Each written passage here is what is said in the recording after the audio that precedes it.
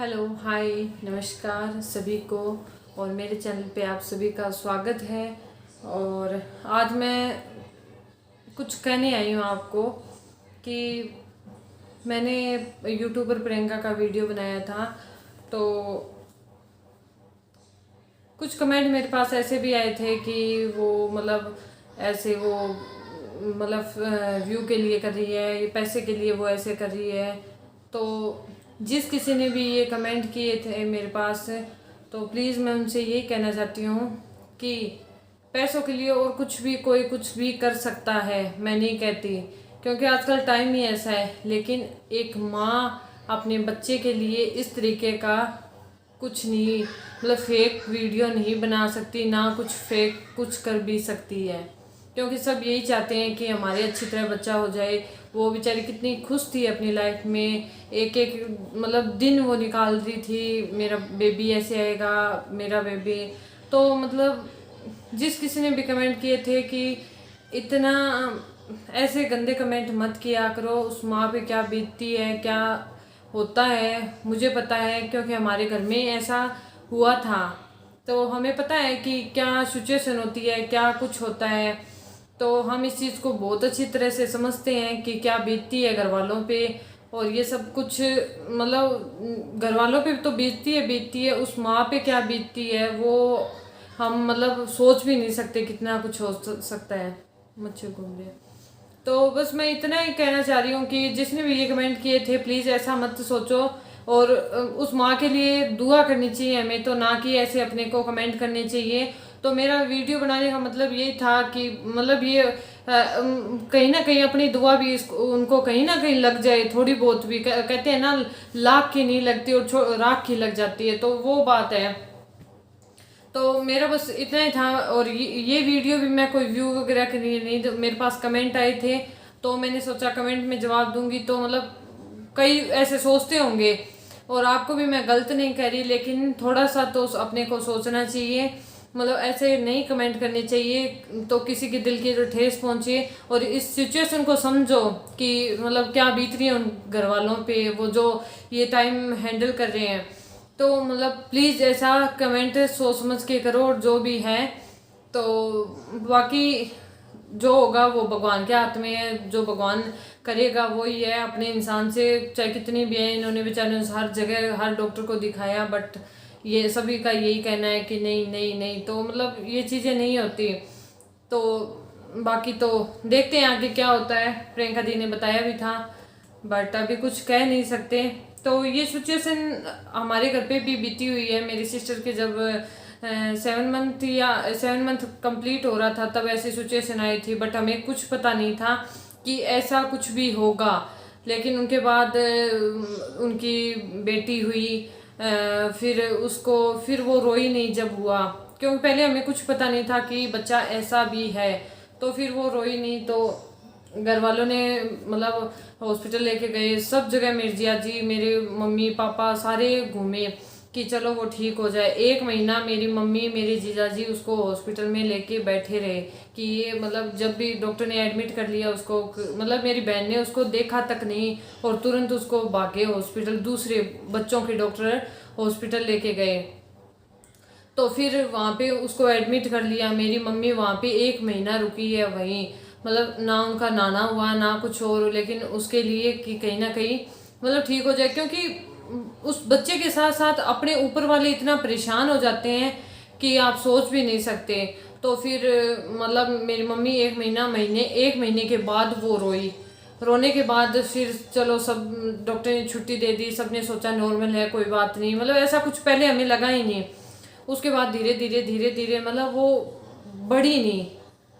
उसके कहते हैं ना, हाइट उसकी बढ़ रही थी, लेकिन पैर हाथ उसका कुछ उसके शरीर कुछ भी हेल्दी नहीं था। कुछ उसका शरीर रिकवर नहीं हो रहा था। कुछ उसके हाथ पैर इतने पतले, आप सोच भी नहीं सकते कि इतने पतले थे उसके हाथ।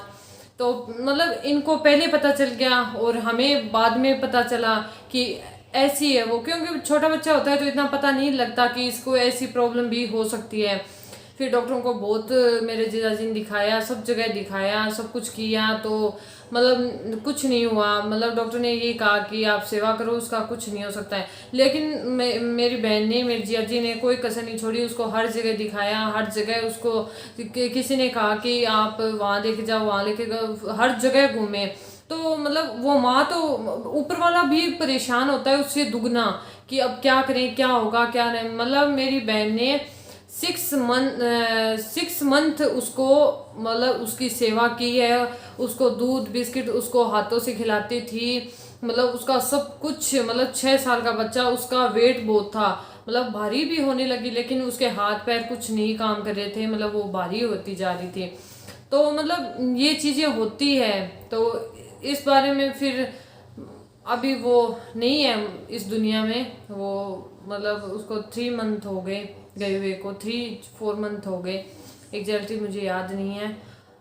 तो जिस तरह से उस माँ ने इतना झेला है ना मेरी बहन ने, तो कोई नहीं झेल सकता ना, किसी को पता है, मतलब दूसरा कोई नहीं जान सकता कि उसको कितनी तकलीफ हुई होगी।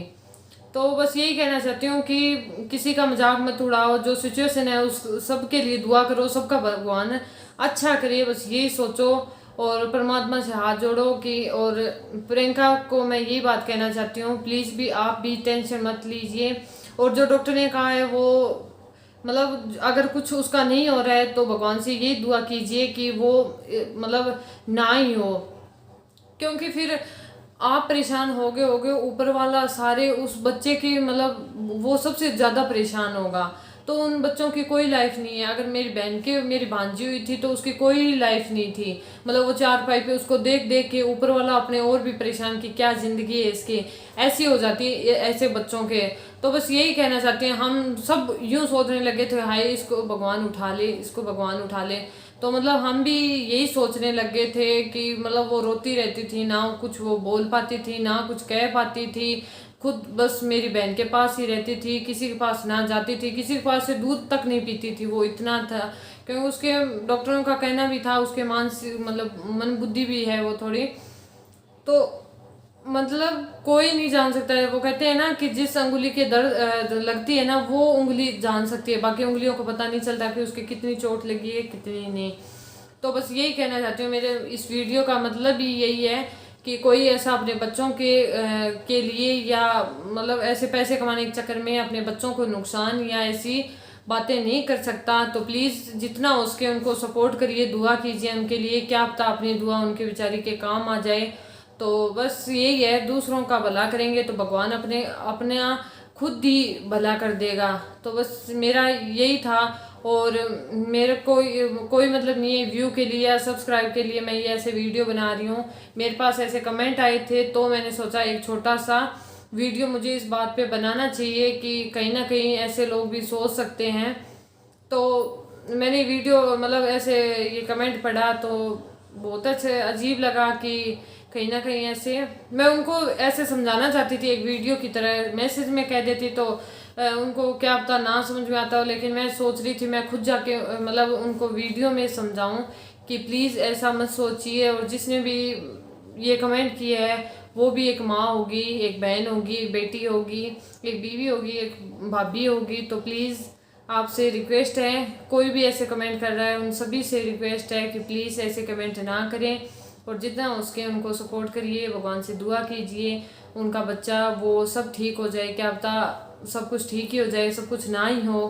तो बस यही है। और ये बातें आपको अगर किसी को जिसने मैसेज किया आपको बुरी लगी हो तो उसके लिए सॉरी, बट ऐसा नहीं करना चाहिए, ऐसा ना कमेंट करना चाहिए, ना किसी के बारे में बुरा सोचना चाहिए।